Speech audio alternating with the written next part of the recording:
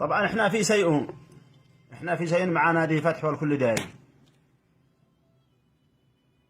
قدوة ان شاء الله اخر مباراة مع اتحاد سيئون. طبعا النادي قدو باقي، نادي فتح قدو باقي في الدرجة الثانية، الحمد لله ان احنا ما هبطناش والامور طيبة. طبعا لنا 18 يوم واحنا في سيئون. المحافظ ما له علم ان به نادي من دمان مشارك في سيئون، ما له علم ان به رياضة، ولا هو داري ان به رياضة، ولا هو داري ما شو داري ايش كرة القدم، ما له علم. محافظ يزع بالكمر ويكب ويزع ما شو داري ايش له. احنا في سيئون يا محمد حمود البخيتي، او لا محمد احمد البخيتي، محمد من؟ محمد ناصر البخيتي. احنا في سيئون نادي فتح الممثل الوحيد لمحافظة ذمار.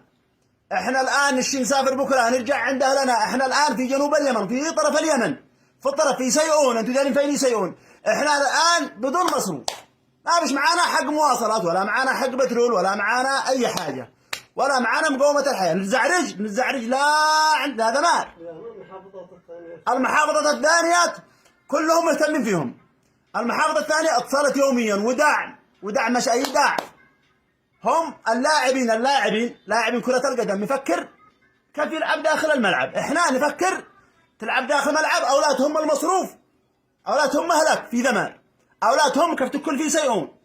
عاد خجلوا ولا ما عاد خجلوا شي معاكم واجه المسؤولين حق ذمار. هذا النادي الممثل الوحيد لمحافظة ذمار. عيب.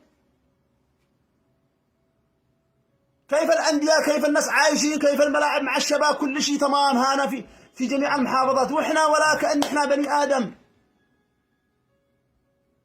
كم شبعنا مناشدة نناشد يا محافظ محافظة ذمار يا أبو